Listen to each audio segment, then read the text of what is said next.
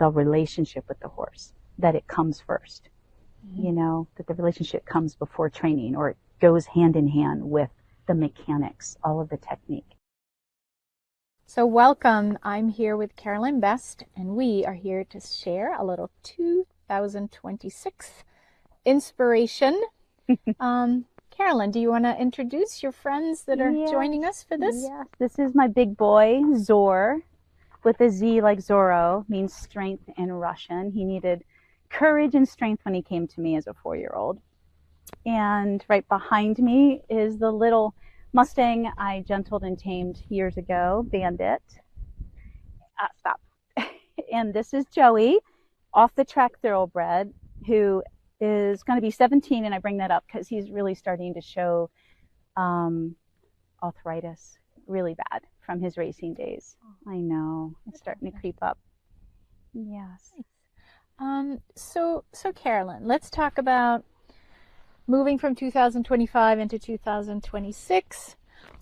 What are the lessons that you learned in 2025 about horses, about riding, and maybe about yourself? I'd say 2025, come here, Zor. Come here, baby, has been a big year, especially for me personally more than anything. And I say it like that because I've been stepping back and getting more quiet in my business to focus on me personally, and plus taking care of family. So yeah, just honoring my personal truth and how I need to live my life, and better boundaries and better nervous system regulation.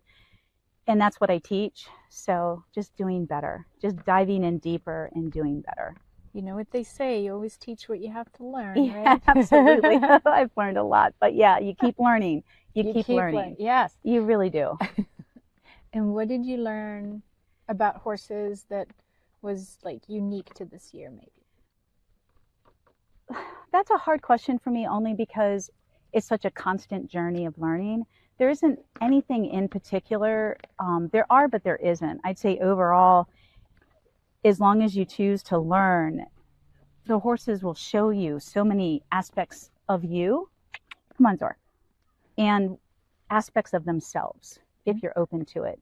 And personally, though, the 2 thoroughbreds over here, my young Blue and then Lovey, I've had to really step back and learn more patience, and not just patience, but also expectations, because I wanted to start riding him, but found out he had some physical issues from the farrier that was creating underrun heels, which was creating soreness in his back. And then for my thoroughbred, Lovey, who is my big Liberty dressage prospect, oh my gosh, working equitation. And I was going to start her last year with the Garocha, which I've done with my previous horses. And she is hold on, that is not what I like. Stop. Thank you. Do not push on me like that. That was really rude. That was rude. She contracted EPM a few years ago, and that's been a really long road back. And so I have patiently, diligently worked on restoring the atrophy in her hind end. And this was my big Liberty horse. She could do anything. You know, we were working on canter pirouettes, and then everything came to a stop in 2023. And so I've been working her back. And so, yeah, so that's just patience and having expectations and really listening to your horse, and obviously letting them tell you what they're capable of doing without pushing them. Knock on wood, I've never had a lame horse. I've never caused lameness. I don't want to. So, you know, when you're working on advanced maneuvers and a lot of lateral movements to strengthen her hind end, you have to be so careful. So, you know, and she gets really frustrated because she has such a great work ethic bred into her, being an off the track thoroughbred as well. So yeah, patience and expectations, and also mindset. You know, when you have expectations, turning it around. So how can you spend excellent quality time with horses that you can still continue physically developing? You just can't ride. and then the other horse that needs to be started almost all over again. It was like paralysis almost with her. I was lucky. Yeah. I was really lucky that I can bring her back. So it sounds like your personal learning lesson was a little bit about patience. A lot about patience. Horses. I saw snails everywhere for the first time a few years ago, and I'm all into totem spiritual The animals. universe is a funny place. Yeah. I was like, why am I seeing them everywhere? And then, you look up what that means. That's enough. You've got to be patient and patience. And yeah, just crazy. Yeah. That's awesome. Resilience. Yes. Yes, resilience.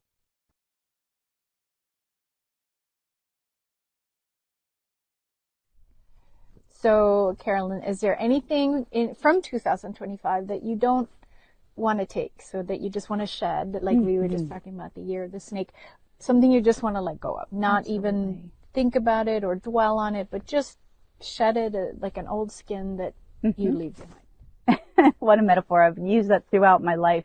Shedding the skin. Yeah, absolutely. As I was just saying, it represents the year of the snake in 2025, a 9-year cycle. So when you look back 9 years previous, where were you? And then what's been happening in the last 9 years? And it's been a lot of, for me, repetition and struggle.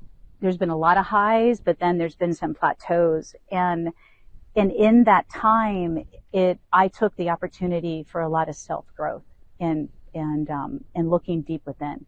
Yeah. So I'm ready to, as you said, shed my old self as much as possible, because it's still a learning process, and step into the me, without all the triggers and without all the learned behaviors for survival mechanisms like so many of us adopt, from our childhood, unfortunately. So there's been a lot of inner work that I'm looking forward to understanding more and completing that and being at peace with that as I move forward into a better self, a happier self, more confident self.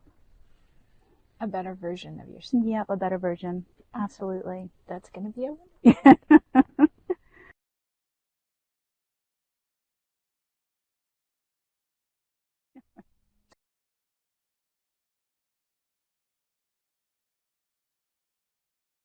It sounds like you've had kind of a challenging 2025 personally, and you're coming to this place, coming back to a place of feeling more grounded. But is there something that, a personal goal that you have for this year? Many, yeah. And 2025 was really kind of like the head of everything. My challenging years started in 2022, and I hit a black hole personally. And I have podcasts, and I talk about it, and I share about my personal journey. And that probably was the darkest place in my life. And I literally climbed out of it. Literally climbed the hell out of it. And it took a while. And those are in my podcast. It's a whole nother conversation. So 2025 is coming way on the other side out of it with much more clarity and joy. Like I haven't had joy. I'm still not there in a long time. And so I personally, I'm going to do what I need to do to set myself up to be supported by those things that support what I need. That's awesome. Looking for more joy in life. Yes. I think that's a beautiful goal for all of us. Like, I know the joy when I'm here, or sadness if I need to be sad, but I know the joy. I know the joy when I teach. I know that. So I need to find that consistently throughout my life. Awesome.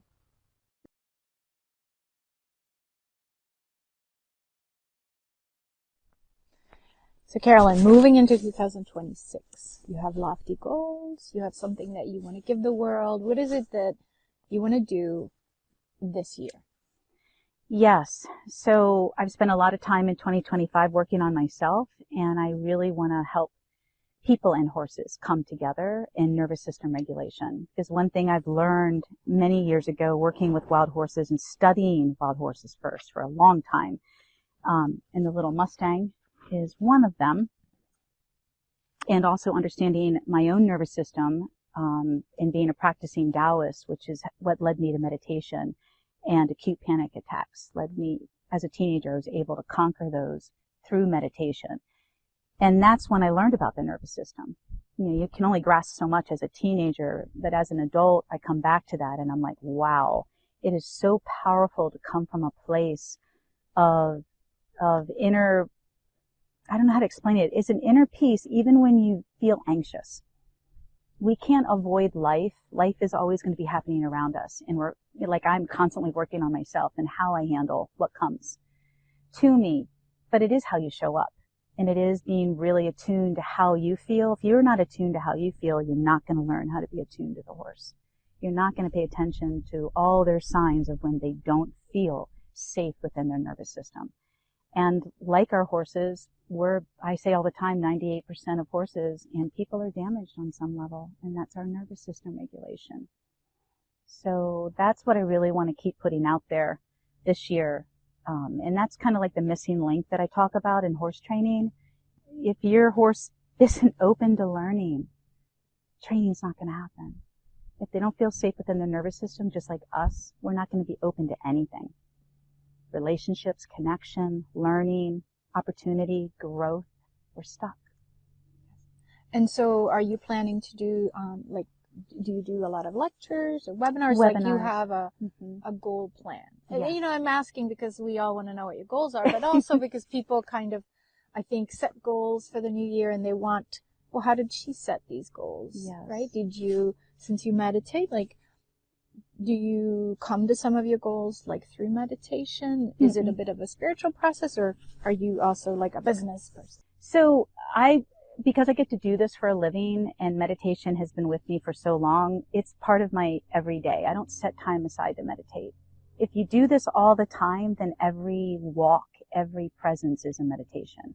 These horses are here looking like they're doped up because they're feeling my nervous system regulation. Even though I'm excited about talking and a little nervous, they are grounded because I am predominantly grounded. So every walk I do is an opportunity for meditation, to slow things down and pay attention to what you feel and how you feel. So my goals are to help people attain that in their everyday life without going, oh my gosh, I got to set aside a half an hour, or I got to go drive somewhere, take yoga or Pilates. That's all great, but that's not how I learned to meditate. And so, students of mine that join my online courses learn this process. And then this process becomes the open door and the gateway to accessing your horse. That's beautiful. Thank you.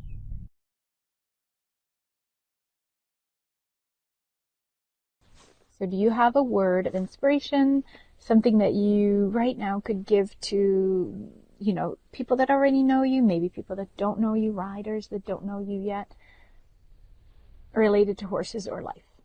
Both. Don't stop searching. Don't give up, and you're never alone. You're never alone. Me personally, I used to keep so much inside. It's also the way you're raised. But the more you talk about it, you'll find people that are going through the same thing, and they need your support like you need their support. And, for the people that find me for the horsemanship that I teach, which is all the way up through the levels in any discipline without a bit and in a bareback pad, so you really learn how to ride. But the people that find me, it's a lonely journey sometimes because they don't feel the support because it's something so different, the way in which they want to go about the relationship with the horse, that it comes first, that the relationship comes before training, or it goes hand in hand with the mechanics, all of the technique. Right. And not to interrupt you, but relationship means so many different things to different people. Yeah, so, it's a good question. Relationship, or the quality of your relationship, is kind of something that can grow. Yes, it can. All relationships can grow. Your friendships, your spouse, your children, your parents, your own relationship with yourself can grow. Mine has. Yeah. So it's a never-ending journey if you so choose to take that mindset. Nice. So yeah, it continues to grow. I look at these guys as friends, as family members. I have so many amazing stories with them throughout the years of being protected. I mean, I could tell some crazy stories that are just magical. So the horses are really deep and profound, and very intelligent, as you and I were talking about. Yeah.